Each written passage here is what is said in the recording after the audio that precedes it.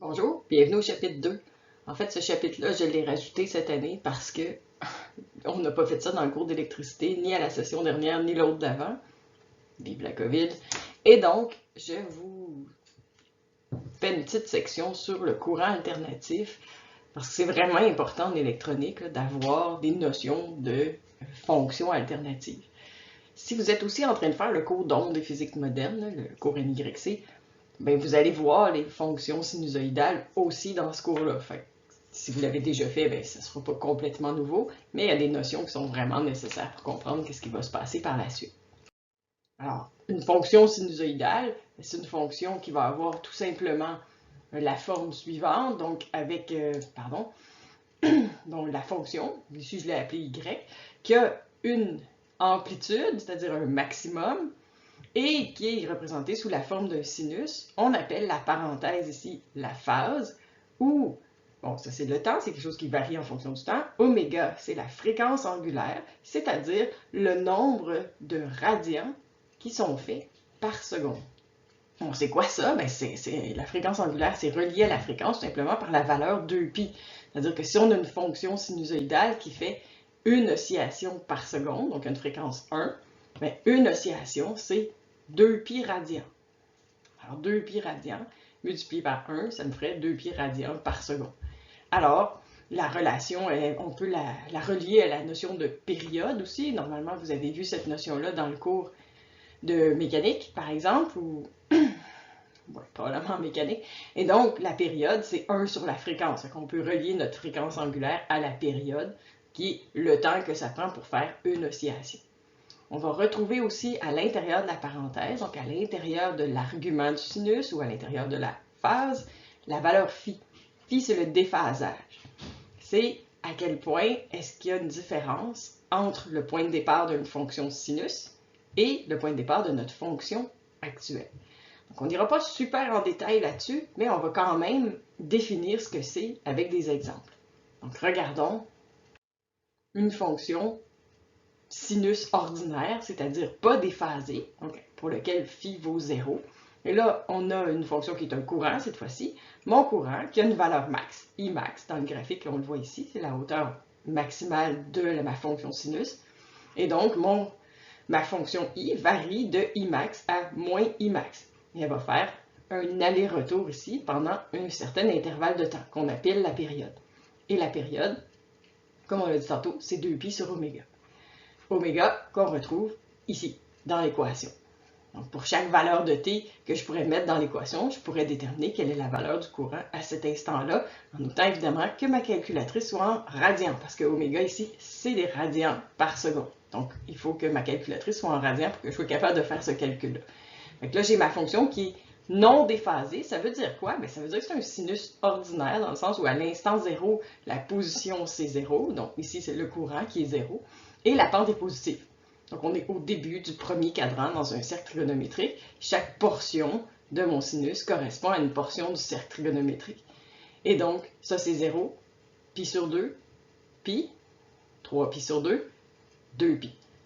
Le 2π qu'on retrouve ici. Donc chaque portion, on pourrait le représenter à l'aide du cercle trigonométrique. Puis dans le cours d'onde, c'est ça que vous allez faire. Ici, c'est pas nécessaire parce qu'on va se servir uniquement de déphasage qui sont des multiples de pi sur 2. Par exemple, si je prends la fonction suivante, donc une fonction delta v, qui est en fait ici un cosinus. Donc comme on peut voir, on commence à l'instant 0 à la valeur maximale, donc delta v max qui est mon amplitude, qui est le maximum, et ma fonction sinus qui dure quand même une période. Évidemment, théoriquement, elle ne s'arrête pas, là, c'est une fonction qui continue pour toujours.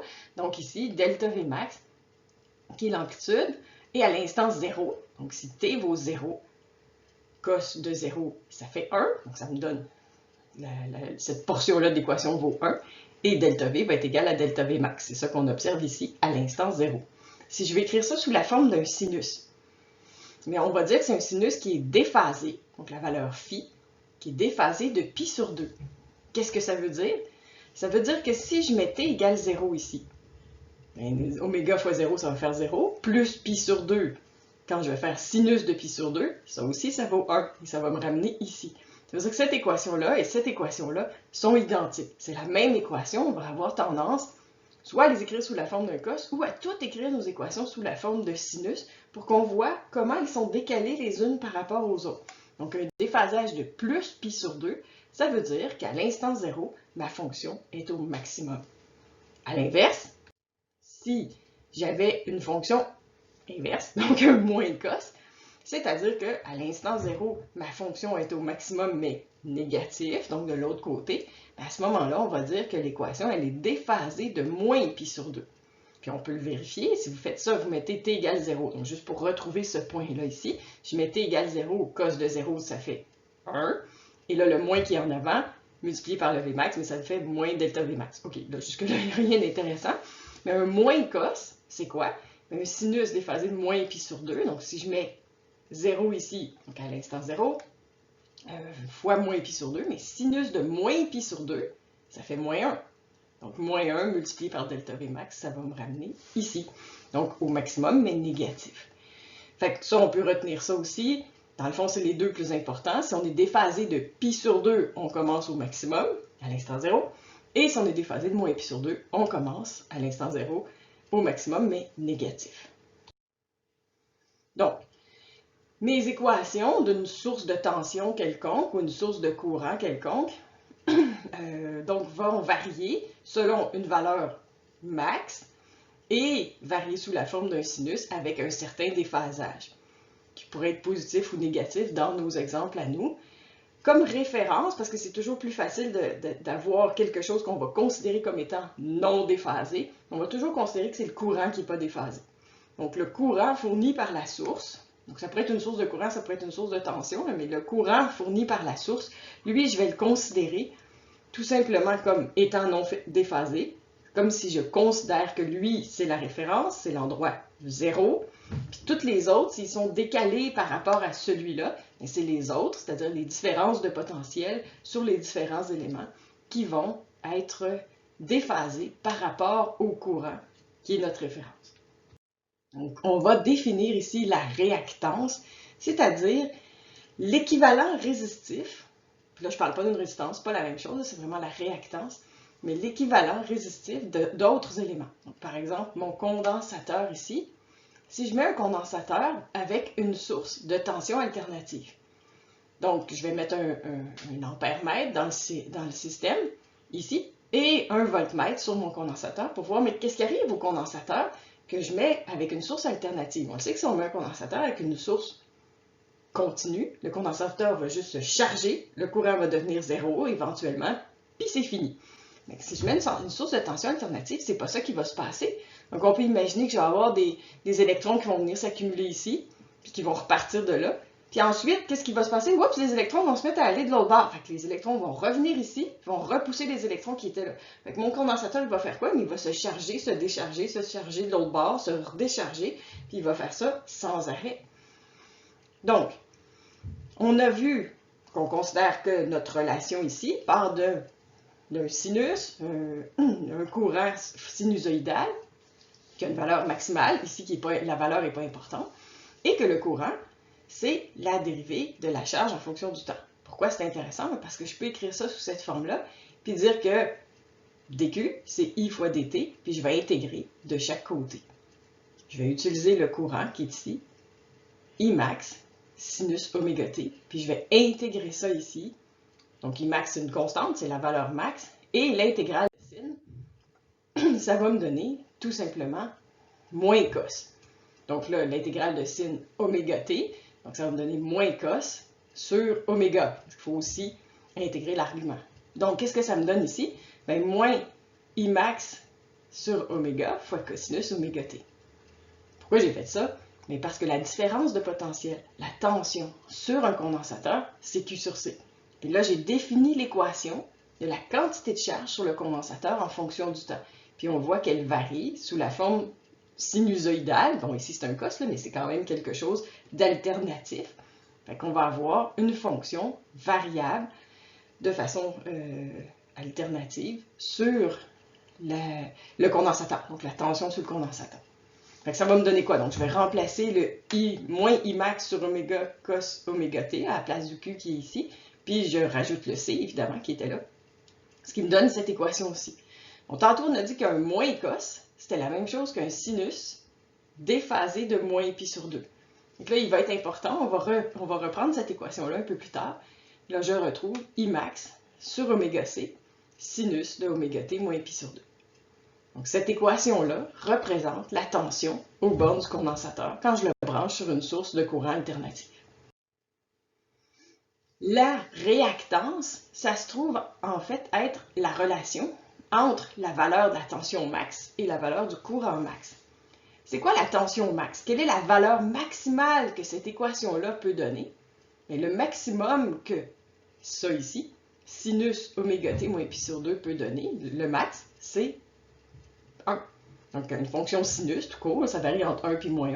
Donc, le maximum possible, là, je ne vous demande pas à quel moment ça se produit, je vais juste dire, c'est quoi la valeur max? La valeur max, c'est 1.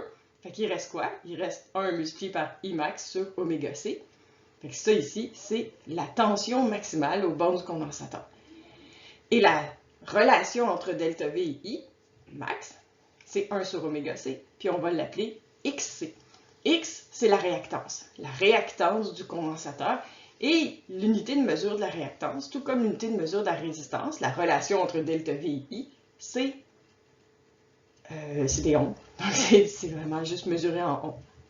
Donc, ma réactance, une équation bien importante ici, XC égale à 1 sur oméga c. Et c'est la relation entre delta V max et I max. Ne pas confondre la relation entre delta V et I. Ils ne sont pas en phase. Fait que nécessairement, on n'arrive pas nécessairement au maximum. On n'arrive pas au maximum en même temps. Donc, quand le courant est maximum, ce n'est pas le moment où delta V est maximum.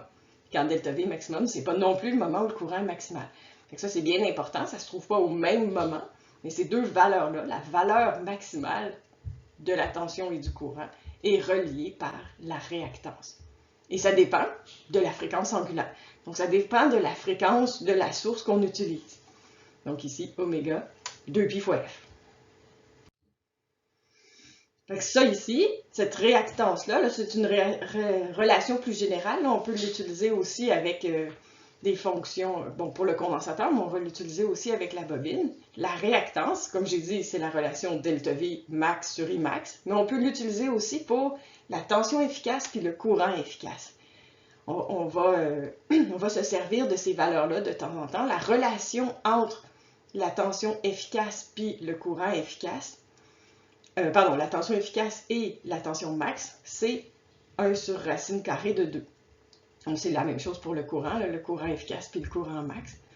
Donc, on se sert des valeurs efficaces parce que si je prends certains appareils de mesure, ils vont plutôt mesurer la valeur efficace plutôt que mesurer l'amplitude. Ça dépend de l'appareil qu'on utilise. Donc, des fois, quand on prend une mesure au laboratoire, on obtient la valeur max, entre autres si j'utilise un oscilloscope.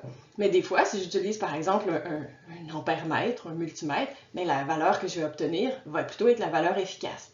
Fait que ça, c'est important, il faut savoir mon appareil est en train de me donner quoi, puis c'est quoi la relation entre les deux. Donc, si je mesure I efficace avec un appareil, puis I max avec l'autre appareil, je dois être capable de voir que ça donne la même chose. En réalité, ça ne donne pas le même chiffre, mais que la relation entre les deux, c'est juste racine carrée de 2. Donc, c'est une valeur qui est bien importante. Donc, on peut faire la même chose, le même travail sur la réactance pour déterminer la réactance d'une bobine ou d'un inducteur. C'est la même chose. Donc, je repars avec la même idée. On va dire, le courant, c'est mon équation générale du courant sous la forme d'un sinus.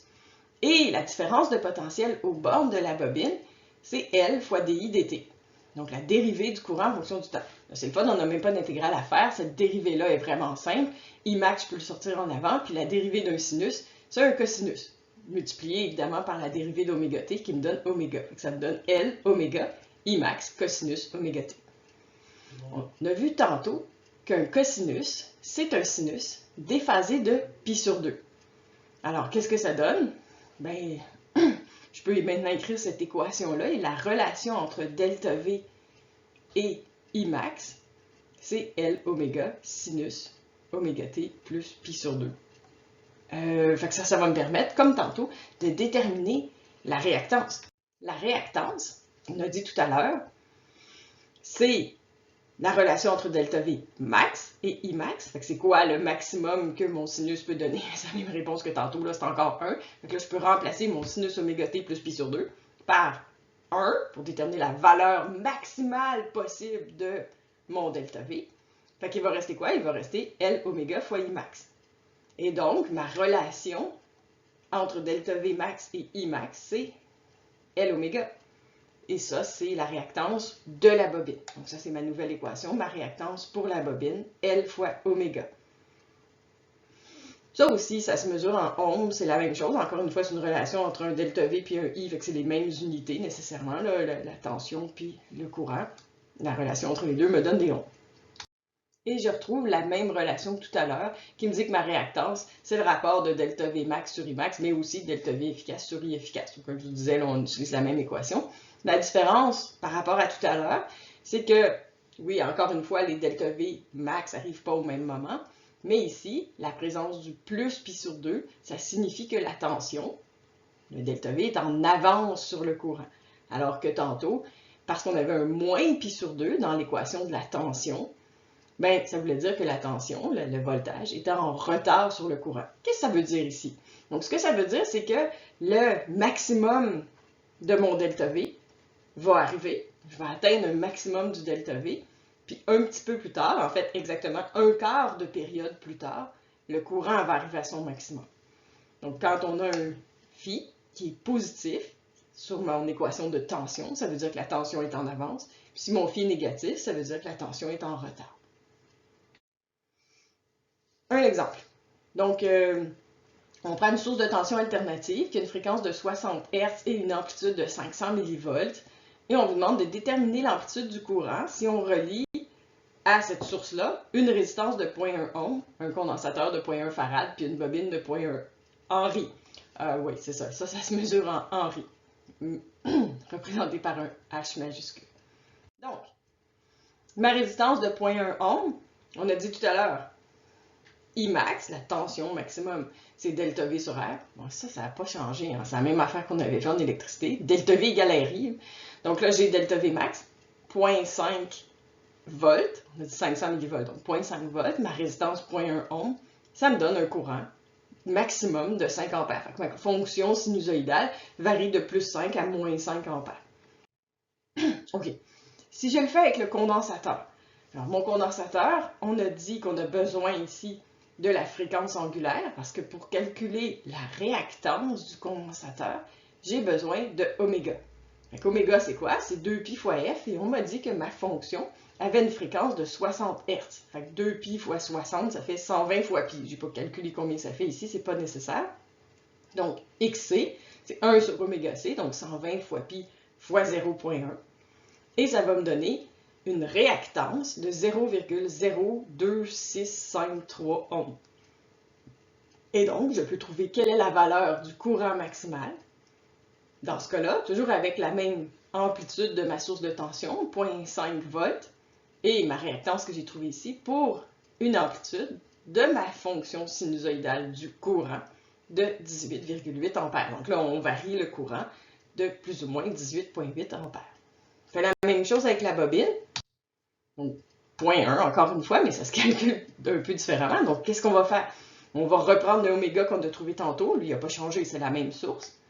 Je vais calculer la réactance de la bobine, oméga fois L. Donc, 120 fois pi fois 0,1. Et ça va me donner 37,7 ohms. Je refais la même équation. Mon courant, c'est delta V sur la réactance.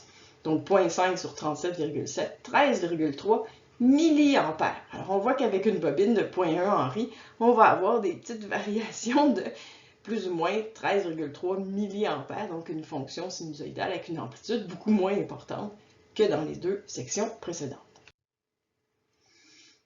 Un exercice à faire par vous-même. Donc, je vous dis ceci, lorsqu'on branche une bobine sur une source de courant alternatif, on observe que son amplitude est de 0,5 ampères. Donc là, on a une bobine, ça c'est important, donc on a une bobine, et le courant, je vous donne le courant max, 0,5 ampères, avec une fréquence de 200 Hz. Ce serait quoi l'amplitude si on avait une fréquence de 400 Hz? C'est la première question. Qu'est-ce que ça change? Et si on mettait une bobine de 16 millihenry, on remarque ici, on ne vous l'avait pas donné la valeur de l'inductance de la bobine. Donc, si on a une inductance de 16 millihenries, quelle est l'amplitude de la tension aux bornes de la source? Donc là, ça, je veux que vous le fassiez par vous-même, trouver les réponses. On va évidemment en parler quand on va se voir la prochaine fois. OK, maintenant, qu'est-ce qui arrive si on met tous ces éléments-là ensemble, c'est-à-dire ma résistance, ma bobine, puis mon condensateur? Donc, j'ai conservé mon ampèremètre ici et mon voltmètre ici, et on fournit, à l'aide d'une source de courant, un courant alternatif, I égale I max fois sinus oméga t. Donc ça, on n'a pas changé, on garde notre même courant initial, et on va se demander, mais qu'est-ce qui va arriver ici? Que va voir le voltmètre? Alors, le voltmètre, premièrement, il va mesurer, entre autres, delta VR, la tension sur la borne, sur les bornes de la résistance. Donc, delta VR, c'est quoi? C'est R fois I, puis I, c'est I max sin oméga t, fait que ça va me donner R fois I max fois sin oméga t.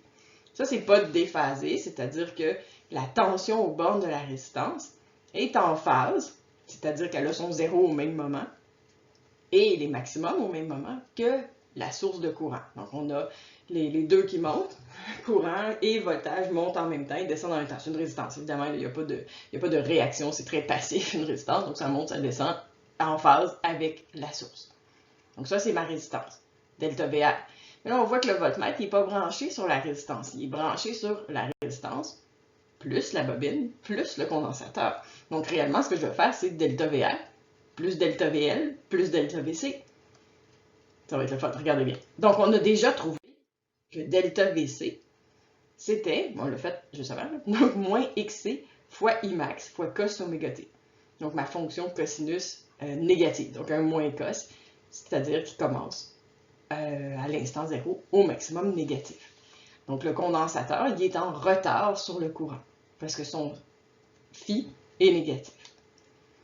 On a trouvé aussi cette équation-là sur la bobine, donc qui me disait delta VL, c'est XL fois Imax cosinus oméga t. Donc, dans le cas de la bobine, elle est en avance sur le courant puisqu'elle atteint son maximum avant le courant. Le courant atteint son maximum à un quart de la période. Donc, à cet instant-là, c'est là que le courant est maximum. C'est aussi là que delta V est maximum sur la résistance, mais la bobine, elle atteint son maximum à l'instant 0. Donc, avant. Fait que j'ai cette équation-là, delta VL, qui est un cosinus. Et là, si je fais la somme, vous allez voir, c'est pas très joli. Donc, j'additionne les trois, ça va me donner R fois Imax fois sinus oméga t, moins XC fois Imax fois cosinus oméga t, plus XL fois Imax fois cosinus oméga t. Donc, celui-là est négatif, celui-là est positif. Donc, je pourrais écrire ça comme ça, je vais mettre le Imax en évidence, puisqu'il est là dans chaque équation. Puis là, je me retrouve avec R fois sinus oméga t, plus XL moins XC fois cos oméga t. On voit qu'on a le cos dans les deux équations. Fait que je peux le mettre en évidence aussi, et qu'il va me rester XL moins XC, avec le Imax qui est au début ici. Qu'est-ce que ça veut dire? Ça veut dire que la tension sur la source a cette allure-là. C'est pas très joli, on va se servir d'une identité trigonométrique, et je vous avoue qu'effectivement, elle n'est pas très belle non plus, cette identité trigonométrique-là. C'est-à-dire que A, une constante quelconque, A fois sinus d'un angle, plus une autre constante fois le cosinus d'un angle, correspond à cette relation-là. Ici. C'est ça qu'on a. Hein? A ici, c'est R. Considérez que le Imax il est en évidence en avant. On va le multiplier à la fin de tout ça. Donc, et θ ici, c'est oméga t. B, c'est XL moins XC. Puis θ, c'est encore oméga t ici. Fait que là, je peux remplacer ça par cette relation-là. Sur le coup, ça n'aura pas l'air plus beau. Là. Sérieux. Là. Ça a l'air un petit peu de ça. En fait, ça a l'air exactement de ça. C'est vraiment pas beau vu de même. Donc ça, c'est mon identité trigonométrique. Et donc, c'est une fonction sinus, comme vous pouvez le voir. Okay, c'est ici. Donc, on voit que ça, c'est un sinus. Mon argument ici, c'est oméga t, plus un déphasage. Puis le déphasage correspond à arctan de XL moins XC sur R. L'amplitude de cette fonction sinus-là, c'est ce qui est en avant, c'est-à-dire Imax fois racine carrée de R carré plus XL moins XC au carré. OK. Je comprends que c'est pas super le fun à voir, mais en fait, on peut s'en servir. Comme je disais, on peut s'en servir pour dire, bon, ben, la relation entre delta V max et I max, hein, si je prends cette équation-là et que je cherche, c'est quoi le maximum? Mais le maximum, c'est quand mon bout qui est le sinus, donc toute cette affaire-là ici à droite, quand ça vaut 1. Ça reste un sinus, ça varie quand même entre 1 et moins 1. Même si l'angle, l'argument ici, il est vraiment gros et laid, mais c'est pas grave, c'est quand même un sinus. Donc quand toute cette affaire-là à droite va donner 1, mais mon maximum, ça va être I max fois racine carrée de R carré plus XL moins XC au carré. Et ça ici, on va l'appeler l'impédance. C'est la valeur Z. Donc Z, c'est l'impédance dans un circuit RLC, c'est-à-dire résistance bobine condensateur. Donc cette équation-là, vous pouvez l'utiliser comme telle. Donc on a l'impédance de la fonction qui est ici. Le déphasage, je l'ai dit tantôt quand on a vu la grosse équation, mais j'avais un oméga t plus cette patente-là ici. Mais ça ici, ça me donne le déphasage de la tension, ma fonction delta V, par rapport à mon courant qui lui n'est pas déphasé. Donc la valeur phi, je peux la calculer comme ça. Donc si je connais XL, XC, puis R, c'est pas très difficile à faire. Donc on va juste faire un arc tangente de XL moins XC sur R. Encore une fois, pour faire ça, il faut que votre calculatrice soit en radians parce que phi, ça donne des radians. Donc ça, c'est bien important. Donc ça, c'est nos deux équations qui nous permettent de trouver la relation entre la tension et le courant sur un circuit RLC. Dans un circuit RLC, faire un petit exemple, dans un circuit RLC, on va vous donner R qui vaut 10 ohms, la bobine 0,2 Henry et le condensateur 400 microfarads. Tout ça branché en série, on n'en fera pas en parallèle, là, ça existe aussi, mais on ne le fera pas. Donc, brancher une source de tension alternative de 12 volts d'amplitude. Déterminer le courant max si la fréquence est de 23 Hz, 12 Hz. Puis ensuite, je vais vous demander, mais à quelle fréquence l'amplitude du courant est-elle maximale? On va commencer par 23 Hz. Donc, vu qu'on connaît la fréquence, on peut déterminer la fréquence angulaire. 2π fois f, 2π fois 23, ça fait 144,5 radians par seconde. Donc mon oméga. On connaît déjà les équations pour déterminer la réactance dans le cas de la bobine et du condensateur. Donc dans le cas de la bobine, L fois oméga. Et dans le cas du condensateur, 1 sur oméga c. On va juste déterminer XL et XC en remplaçant les chiffres qu'on connaît déjà, tout simplement, là, qui étaient donnés dans la question. Et ça va nous donner, donc XL, 28,9 ohms et XC, 17,3 ohms. À partir de ça, je peux déterminer l'impédance, la valeur Z, de mon circuit RLC. Donc, je vais faire racine carrée de R carré plus XL moins XC au carré. Donc, R, c'était donné dans la question, c'est juste 10, ça n'a pas changé. J'ai trouvé XL qui est ici, XC que j'ai calculé ici, et donc, on va pouvoir déterminer que l'impédance, l'équivalent résistance de l'ensemble du circuit, avec une fréquence de 23 Hz, c'est 15,3 ohms. La valeur du courant maximal, c'est quoi? Bien, le maximum, c'est delta V sur R. Dans ce cas-ci, c'est pas R, c'est pas X, c'est Z. Donc, l'impédance, c'est l'ensemble des trois éléments. Donc, on revient à la même relation. Z aussi, c'est en ohms, hein, comme on peut le voir ici. Et on va trouver dans ce cas-ci, donc, delta V max, 12 volts, c'était donné dans la question. Sur mon impédance, qui est ici, on va trouver un maximum de ma fonction sinus de mon courant, donc une amplitude de 0,783 ampères. Avec 12 Hz, c'est les mêmes calculs, on va juste changer la valeur de F, avec 2π fois F, ça va me donner cette fois-ci 75,4 radians par seconde. Ce qui change évidemment XL, ce qui change évidemment XC, c'est le même calcul, c'est juste les chiffres qui sont différents. Et ce qui va changer aussi, mon impédance. Cette fois-ci, l'impédance va me donner 20,6 ohms. Et donc, mon courant, delta V sur Z, donc 12 sur 20,6, ça va me donner 0,583 ampères. Ça, c'est le courant maximal, l'amplitude de ma fonction sinus de mon courant. La question suivante, on vous demande de déterminer c'est quoi la fréquence pour laquelle je vais avoir le courant maximum le plus grand possible. En réalité, là, je l'ai fait avec deux chiffres. J'ai fait 23, j'ai fait 12, puis ça me donne deux valeurs différentes. Je pourrais l'essayer avec plein d'autres valeurs. Je pourrais essayer 100, je pourrais essayer 1, juste voir qu'est-ce que ça fait.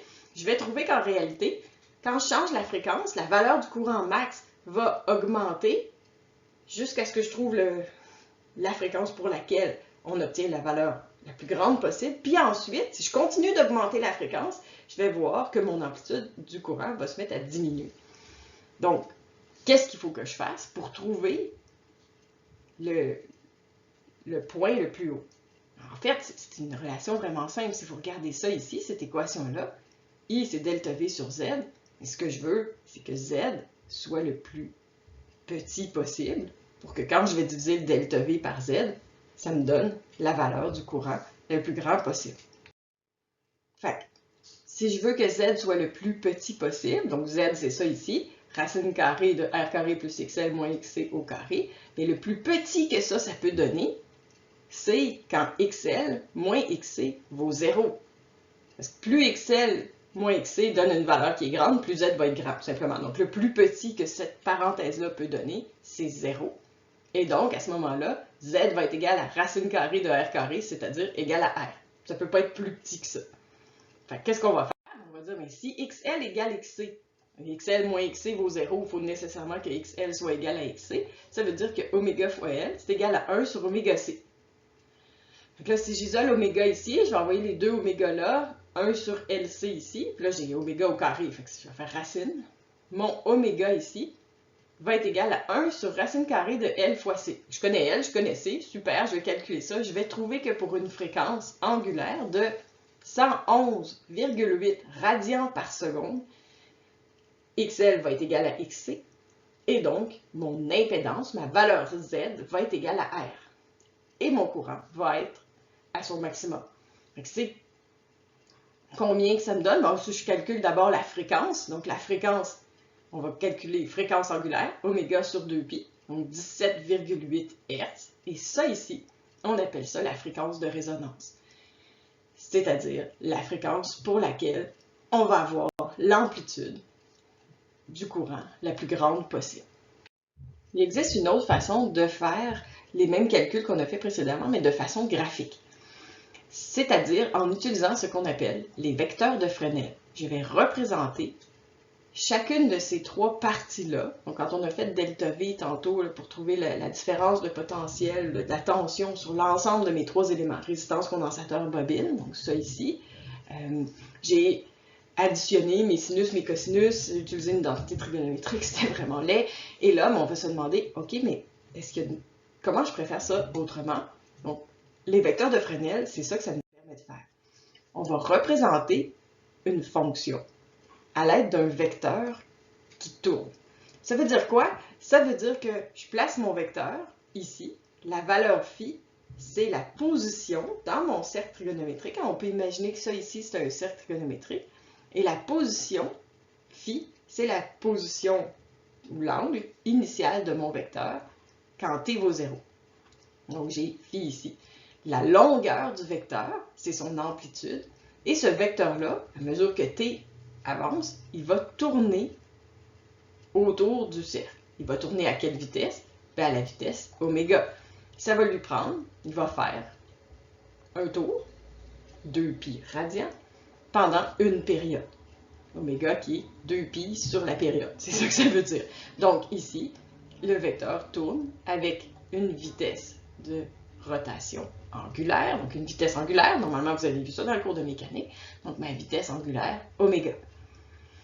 Donc plus t augmente, plus le vecteur tourne, puis au bout d'une période, il est revenu à sa position de départ. Là, on va représenter nos trois termes ici de la même façon, donc en les représentant dans le cercle trigonométrique, donc comme des vecteurs tournants. Évidemment, je peux les placer comme ça, ou je pourrais les écrire comme on l'avait vu précédemment, c'est-à-dire, bon, j'ai ma résistance, qui est la valeur max, R fois I max, c'est ça ici, fois le sinus. J'ai le condensateur, qui est la tension max fois le cosinus oméga t, mais que je pourrais écrire sous la forme d'un sinus oméga t moins pi sur 2. On avait vu que le condensateur, c'est un moins cos. C'est comme un sinus, mais déphasé de moins pi sur 2. Et ma bobine, donc mon delta VL max, qui est une fonction de cosinus oméga t, que je peux représenter, elle, sous la forme d'un sinus oméga t plus pi sur 2. Alors, qu'est-ce que ça va donner? Je vais les représenter comme ceci. J'ai mon courant qui n'est pas déphasé, c'est ma référence. Donc, mon courant à l'instant 0, je le dessine avec un phi qui vaut 0, donc directement vers la droite.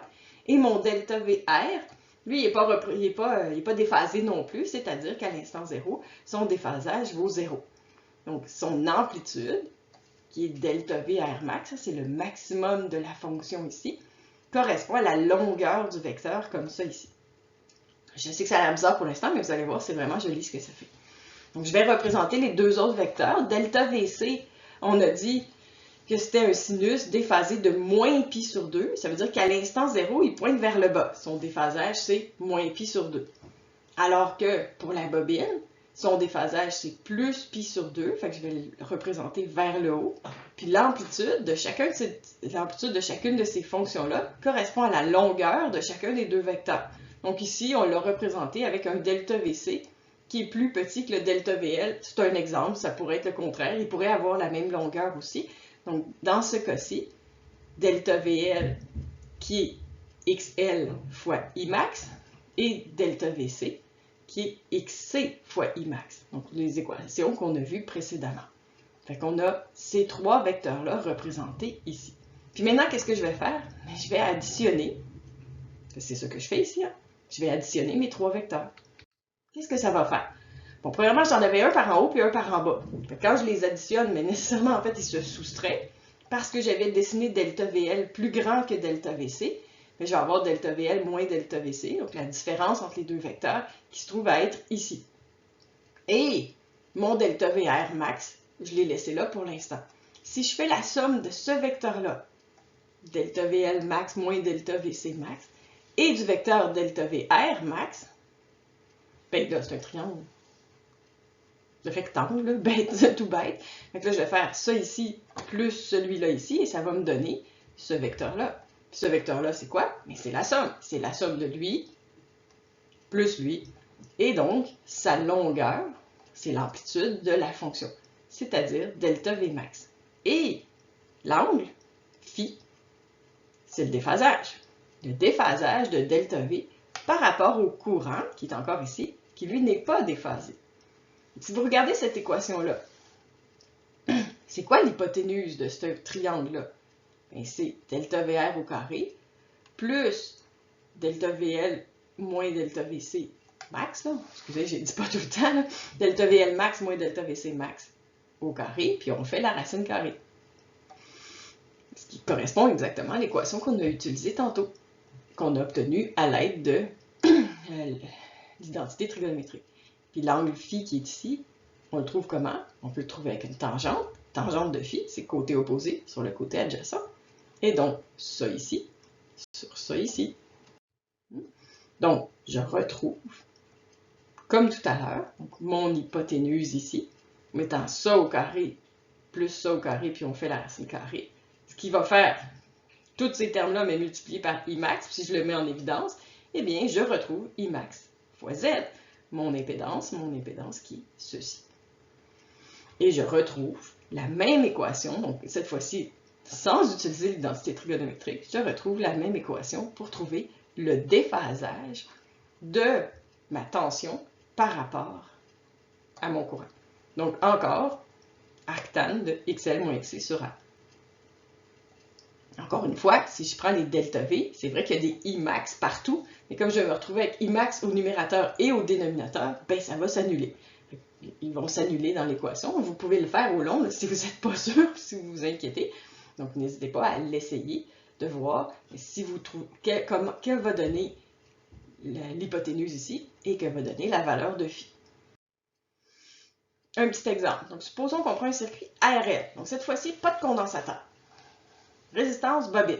La tension aux bornes de la source, c'est 120 millivolts. Ça, c'est le maximum, c'est mon amplitude. On mesure une tension maximale sur la résistance de 60 millivolts. Déterminer la tension maximale aux bornes de la bobine, ainsi que le déphasage de la tension par rapport au courant. Donc, je vais me servir des vecteurs de Fresnel parce que ça va rendre ça vraiment plus facile à faire. Donc, premièrement, il n'y a pas de condensateur dans ça, là, donc j'ai delta V max qui est 120 mV, delta VR max qui est 60 mV, puis je cherche delta VL max. Et filles, on ne connaît pas R, on ne connaît pas L. Alors remarquez qu'ici, vous ne pouvez pas trouver directement ni XL ni XC, parce que vous ne connaissez pas la fréquence non plus. Donc, il nous manque pas mal d'informations pour passer par la méthode qu'on avait vue précédemment. Par contre, si je le dessine, ça ici, j'ai delta VL max qui est là, j'ai delta VR max qu'on m'a donné dans la question, qui est 60 mV, puis j'ai delta V max, donc la somme sur R et L, qui est mon hypoténuse qui est ici, 120 mV. Alors, ce que je ne connais pas, c'est ça ici. Mais regardons le beau triangle dans lequel je connais l'hypoténuse et le côté adjacent. Trouver le côté opposé. Alors, on est revenu en secondaire 1. J'ai pas mis les millivolts ici, j'ai juste écrit 120 au carré plus 60 au carré égale delta VL au carré. Et là, combien vaut delta VL? Ben, c'est le côté opposé. On va trouver ici 104 millivolts, tout simplement. Combien vaut l'angle? Je peux me servir sin, cos ou tan. Je connais les trois côtés, c'est pas important. Prenons les valeurs qui étaient données dans la question. Donc, je vais prendre cosinus. Cosinus qui est le côté adjacent sur l'hypoténuse, c'est-à-dire 60 sur 120. Et je vais trouver arc cos de 60 sur 120 qui vaut 60 degrés. Ou pi sur 3 radians. Étant donné que normalement votre calculatrice est en radians, vous devriez ici obtenir pi sur 3. Si je regarde de quoi ça a l'air dans le temps, donc ma tension, elle n'est pas déphasée, elle a un maximum à 60 mV et elle commence à l'instant 0, à la position 0 avec une pente positive, là, donc elle est en phase avec le courant, c'est un sinus. La bobine, elle commence à son maximum, que j'ai calculé tantôt, et donc à l'instant 0, et à mesure que le temps passe, bon, évidemment, on va retrouver la fonction sinus qui est ici. On remarque que la bobine est au max quand la résistance est à 0, et inversement, la résistance, la tension sur la résistance, est au maximum quand la tension sur la bobine est nulle. Si je fais la somme des deux, ça me fait aussi un sinus, mais ça me fait un sinus pour lequel le maximum arrive quand? Mais il arrive après un certain temps, mais qui correspond en fait à pi sur 3 radians. Donc je peux faire le calcul ensuite, je pourrais faire le calcul pour déterminer combien de temps ça prend, là, mais ça correspond dans le fond à 1/6 de la période. Ce n'est pas nécessaire que vous fassiez ça. Vous allez avoir bien du fun à le faire dans le cours d'ondes et physique moderne, ce genre de calcul-là. Alors, un dernier exercice à faire par vous-même, un circuit RLC, je vous donne la résistance 10 ohms, la bobine une inductance de 0,1 Henry et le condensateur une capacité de 1 millifarad, puis je vous demande de déterminer c'est quoi la fréquence de résonance du circuit. On a vu la définition tantôt, je vais juste réviser ce que c'est puis l'appliquer. Puis ensuite, dites-moi, qu'est-ce qui va arriver à la fréquence de résonance? Est-ce qu'elle va augmenter, diminuer ou rester la même si on augmente R? Si on augmente L ou si on augmente C? Donc encore une fois, je ne vous demande pas de faire le calcul ici, mais juste de vérifier quel est l'effet de chacun de ces trois changements-là. On va regarder cet exercice-là aussi au prochain cours.